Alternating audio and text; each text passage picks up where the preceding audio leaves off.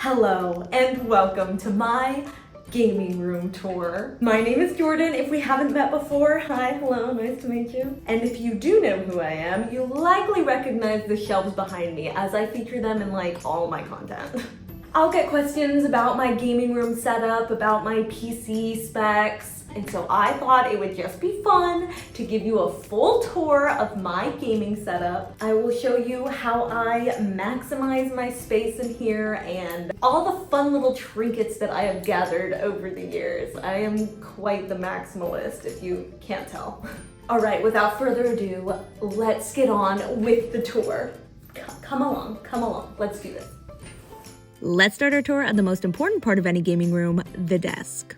I use this Dell 34-inch widescreen monitor that wasn't really meant for gaming, but I got it at a great price. I'm kind of a Logitech girl. I've got the MX Master 3 mouse, I've got this lovely creamy keyboard, and the G735 headset. I've also been using this Logitech Blue mic for the past couple of years, and I love it. I think it's amazing, and I recently just got a mic stand for it that has really upped my audio. I tend to use a controller for a lot of my gaming, and Trolley sent me this really funny controller stand that I've been using recently. I've got my Kingdom Hearts coaster and a bunch of little trinkets that I keep on my desk, like pens and hair clips by Mommy DZ. I love these. So onto my PC build. I have an NZXT case. I need it in white because that's my aesthetic, and I put all these goofy stickers on it from cons and different things. I just love my little stickers. This bad boy runs on an NVIDIA RTX 4070 12GB GPU, an AMD Ryzen 7 5800 CPU. We got the Corsair liquid cooler and fans, and the Corsair Vengeance Pro 32GB for memory, and it has an MSI B550 Tomahawk motherboard. I also have a wonderful Herman Miller Aran chair that my dad stole from his office for me. It literally saves my back posture while I'm gaming. Speaking of gaming, there is one game that I've been playing nonstop lately that I need to talk about.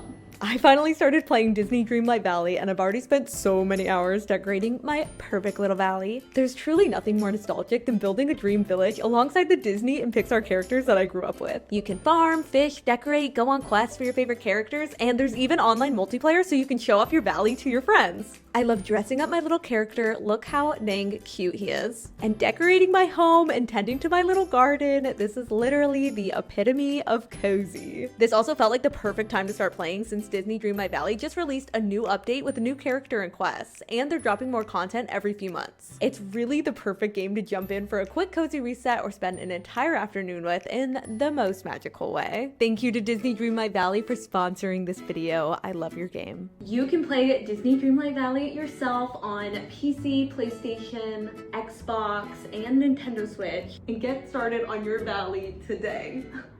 Let me take you on a tour of my iconic shelves. They're my pride and joy, and I've just loved all the little things that I've filled them with over the past 2 years. The star of the show is my beautiful plant. Her name is Bulma. I think she's beautiful. I got her at a local plant store here, and I don't know how I've kept her alive all this time. I don't know. This is just kind of the Lord of the Rings shelf. We have my beautiful popcorn bucket, but we also have King Theoden's sword. I am obsessed with this thing, but I need to get a display holder for the wall so I can like put up there. Do you guys think that would be nice? And then I'm sure all of you have noticed this amazing Lego set. It's the Lord of the Rings Rivendell that I think is just the most beautiful part of this entire room. This is a Sailor Moon light that I got on Amazon like 2.5 years ago. So hopefully the listing's still up if you like it. These are steins from Germany, actually from Germany. And because this is a bookshelf, I did put books on it. So here are just some fun picture books and adventure books. Different little things I've either thrifted or bought over the years. And this is my dedicated Stardew Valley corner. I get a lot of Stardew Valley things from friends as gifts and brands. So we've got our little pediment candle, and this is a diorama made for me by Gamer Nostalgia. That's literally my character there. I love it so much. Got the cookbook, the guidebook. I have a Stardew controller as well. just my little shrine to one of my fave games. We've got a little trinket corner under here with my prized autograph from Deborah Wild from Baldur's Gate 3. So cute, and a picture of Shadowheart behind it that I need to get framed or put on a wall somewhere. Here we have a speaker that I don't use enough and probably should, but it is like 10 or 15 years old, so you know, it's probably not as good as it could be anymore.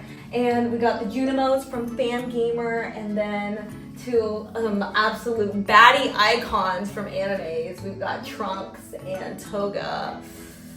They're the baddies. Another book for the bookshelf. Some more trinkets and books and things from travels and adventures. Then we have even more Legos. Legos are the best. Ugh. More plushies, some of my faves, more books, and then a few more books just to round it all out. He's beautiful, truly a masterpiece that I am so proud of. I love this bookshelf. It's so maximalist, but that is my vibe for sure. And then we have the mini bookshelf that matches the big bookshelf with just some more, with some more of the books I've been reading recently and some finals. And then these are some cubbies that are so monstrously packed with all of my cosplay and sewing stuff. I will not be looking inside there. And we have Riku. If you've seen my short form videos, you'll know that I do this view a lot for my filming.